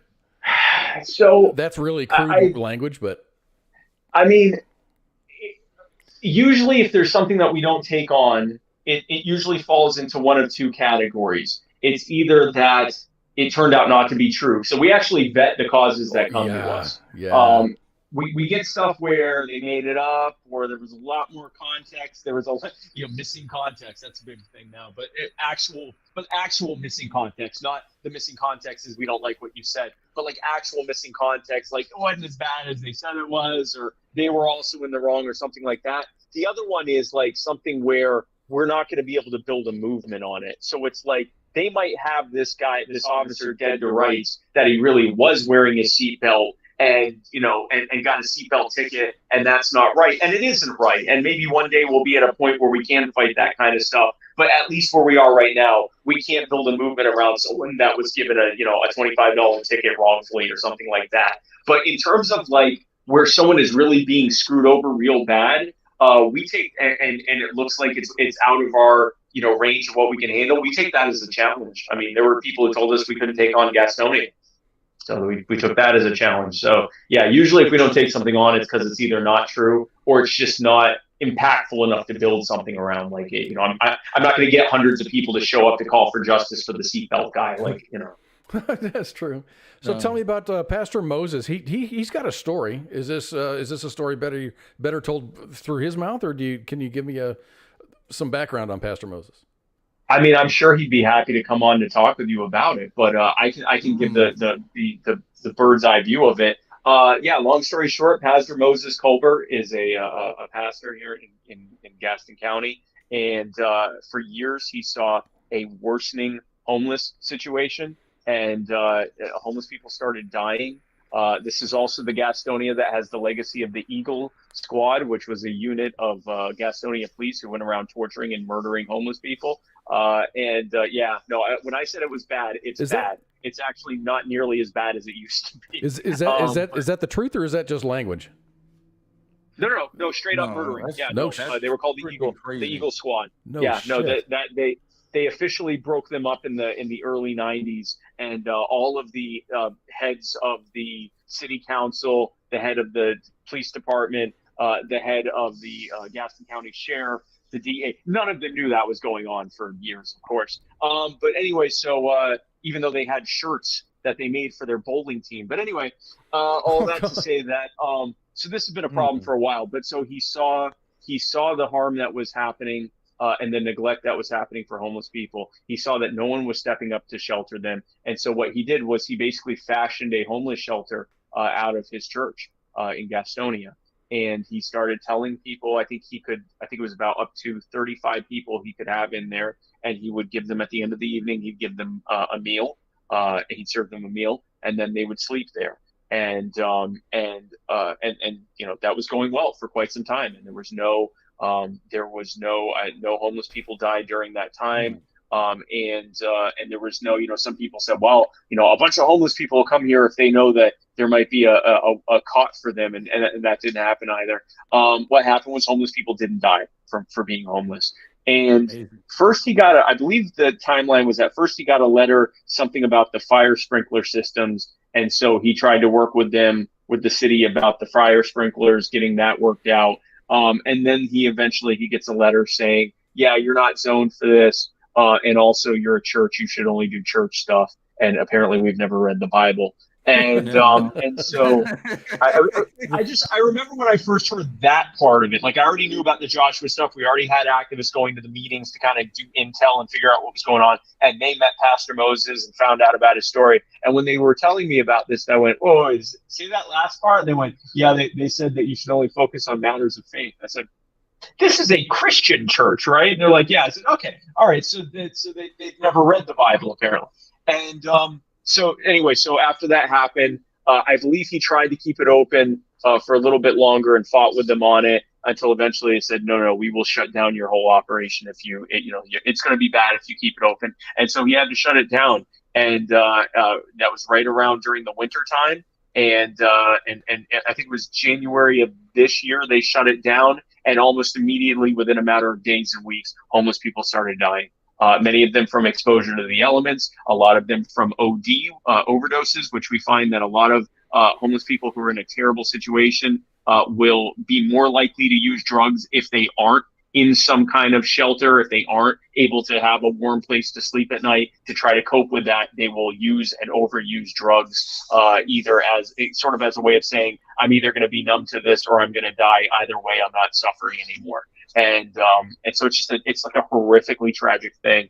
And he routinely would join us at the city council meetings where he was a lot less angry and fiery than we were, where he'd just say, work with me. Let's try to help these people. And eventually, finally, and I'd like to think our in-person and cyberbullying helped a little bit. Eventually, they did allow him to open a new facility. They've put a lot of leashes on him, a lot of restrictions on him, but he's jumping through all the hurdles they put in front of him. We're helping as much as we can.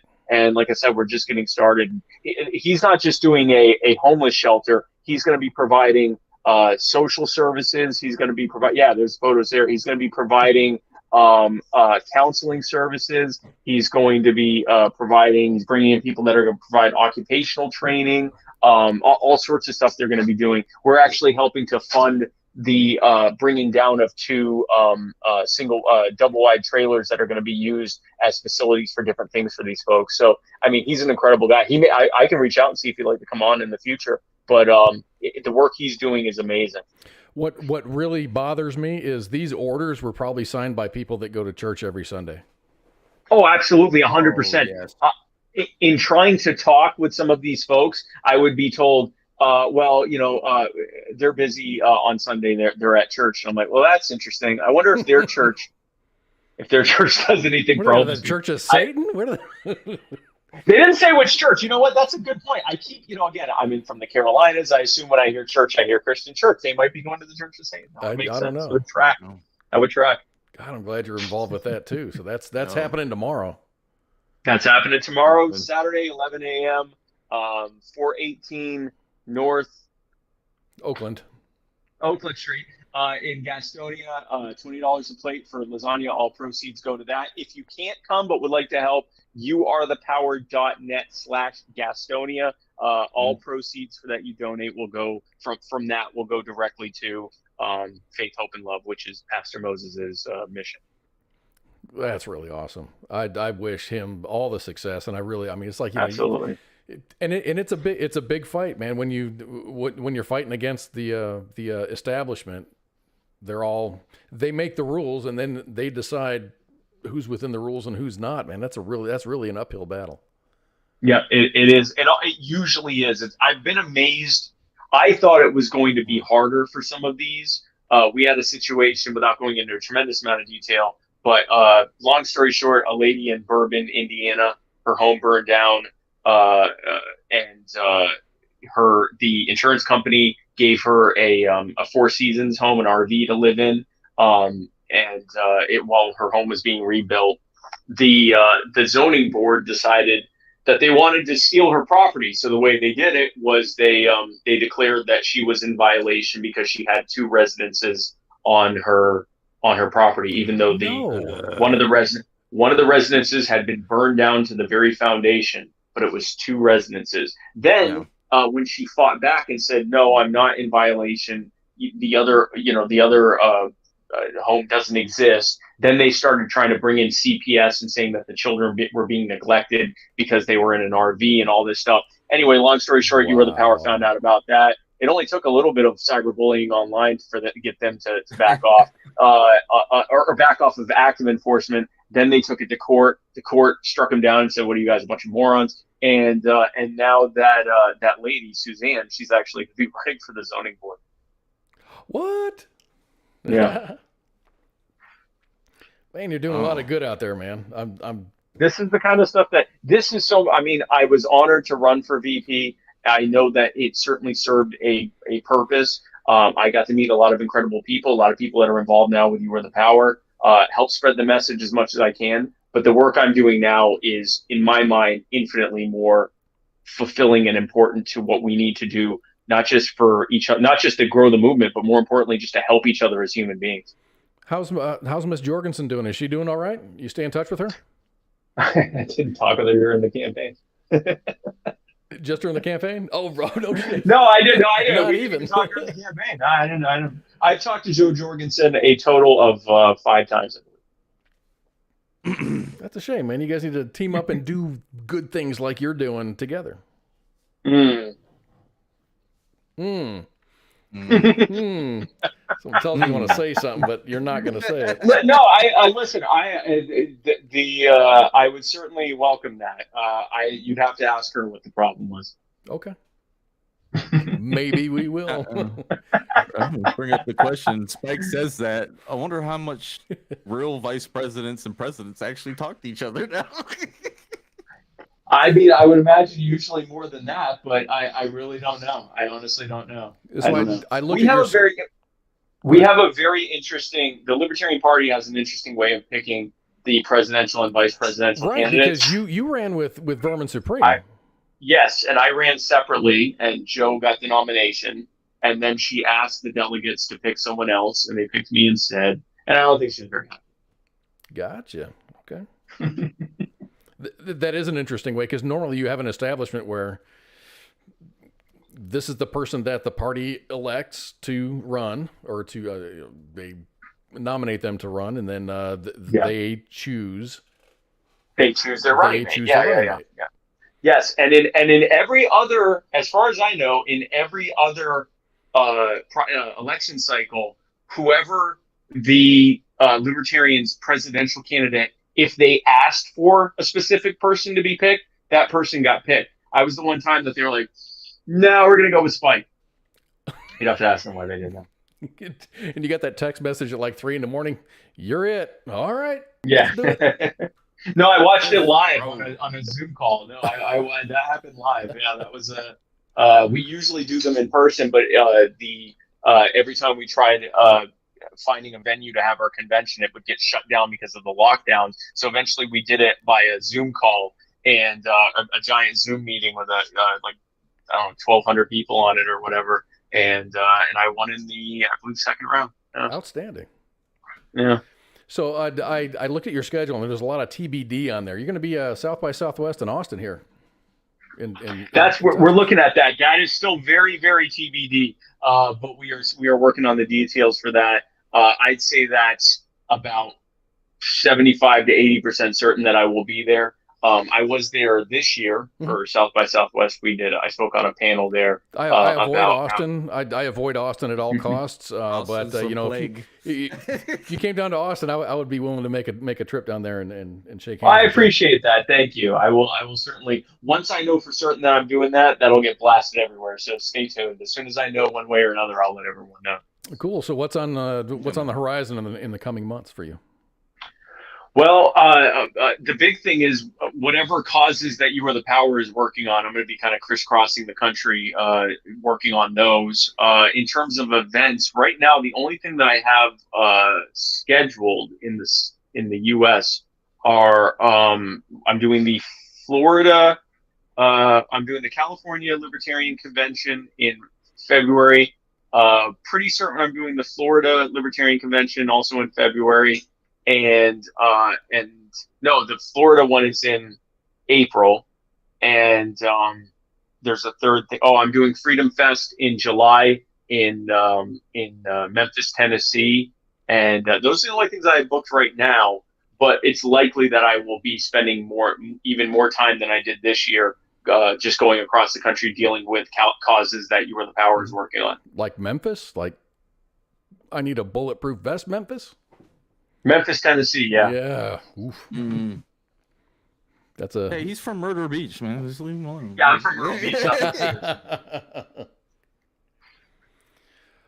All right, Spike. Hey, let's plug some of your socials, man. You're not just on Facebook, and you're not just on We Are the Power. It's your Instagram. You're all out. Oh, I'm on everything. I'm on Facebook. I'm on Instagram. I'm on Twitter. I'm on YouTube. I'm even on TikTok for the kids and all the Chinese people. And I figure if the CCP probably has me on a list, it's much easier for them to keep track of me on TikTok. So I'm on all of those social medias. I'm also on Minds as well, and on Flote, Flote. And then my website is spikecohen.com that has any of my upcoming events. If I'm coming to a town near you, come on out and hang out. And the other thing is You Are the Power. If you want to be a part of the fastest growing grassroots movement for human liberty in America, and probably the world at this point, come join us. youarethepower.net. Membership is free. We'd love to have you be a part of it. And You Are the Power is also on Facebook, Instagram, and Twitter. Yeah, I think the way I found it, I just went to the Google search bar, just put hashtag You Are the Power, and then it's like everybody shows up that actually throws that hashtag out. So you can get you can kind of network yourself and find people that are like minded, and I really like it, man. You guys are some cool folks. Well, I appreciate that, man. Thank you, and thanks for having me on. Hey, man, anytime. And if you ever come down to in Texas, I think Austin is probably as far would be. Texas is huge, as I'm sure you know. No, I know. So it's not like, oh, you're in Texas. Why don't you come? Well, dude, you're going to be in El Paso. That's a different time zone, brother. Yeah, no, I know. No, Texas is huge. During the campaign, I'd say, where are we? We're still in Texas, really? Wow, okay, wow, that's incredible. It's been 12 hours. I slept twice. We're still in Texas, right? All right, Spike. Thank you very much for taking time out of your schedule to spend the last hour with us. I really, really do appreciate it. Hey, thank you, Cause Pookie. Thank you, guys. Have a great night. Thank you all for watching. youarethepower.net. Come and join us. We'll be there. Thanks, Spike. Thank you. Bye. All right, everybody. That was Spike Cohen. youarethepower.net. You can check him out at your leisure, man. That was great. That was really awesome. And I'm inspired by him, man. I really, really am. And I have to stop thinking about the Libertarian Party as not a global force, but a national force, and just think of them as a local force. And I think that's the way to begin to think about libertarianism, is think about them as a local engine for change. And just, take your eyes off of the big federal prize and just look at your community, because that's where you live. That's where you hang out every day. So I definitely learned something, and I really appreciate Spike for hanging out with us, man. That was cool. I've been following Spike on social media for a good minute. So, I mean, he's been doing some good things out there, especially with dealing with these local idiots running their city councils and stuff like that. And NIMBYs and you name it, police departments. We had Joshua on the show, and then, yes. that didn't die out, but, Joshua came, and then he went, and the story didn't go away, but it was like not a whole lot of attention was paid, and then all of a sudden Spike Cohen gets involved, and then shit starts happening. I picked it up, and I was like, "Oh shit!" Like I was like, "Oh, I know this story," and I started following. I was like, "Oh, he's he was up there and he was spitting game. Like I was like, man, I wish I could talk like that without. Because I'd just be like throwing tables, flipping tables, and cussing people out. You know, like that's just me. You know, go straight Godzilla in this motherfucker. You know, like that's just me. in your New Jersey with the First Armored Division on there. Ironsides, yeah. All right, man, that was a great show. Thank you all for hanging out with us. Man, we're gonna be back. Okay, this might be the first time that you're hearing this, but I'm available for a show next Friday if you are. Give me some time and I'll give you a heads up on that. I don't know what's going on in the next week. So yeah, I had some kind of weird stuff on our calendar that we fill out, and Ice asked me if I'm available. I said yeah, but I thought that you might be traveling or might be not around. So it just depends. Here's where we're touching base. All right. Yeah. All right. Yeah. All right, man. You got. Let me hear your words of wisdom, man. We got to hear it. Don't kick your fridge. Don't mow your neighbor's lawn. What, how does it go? It's don't kick your dog. Don't beat your spouse. Don't trick and drive. Taxation's theft, which I really wish Spike would have said. I was trying to get him to say it. Trying to get him to say it. Love you, Spike. Taxation is theft, and don't fly American. And if you have to think twice about it, don't do it. Be a decent human being and. Happy holidays. Or if you have to think twice about it, really actually weigh your options. Can you? I mean, do what your rank can allow. Right? Yeah, definitely, 100%. All right, everybody. Thank you all for being here. We may or may not see you next week. If we don't see you next week, then have a great Christmas.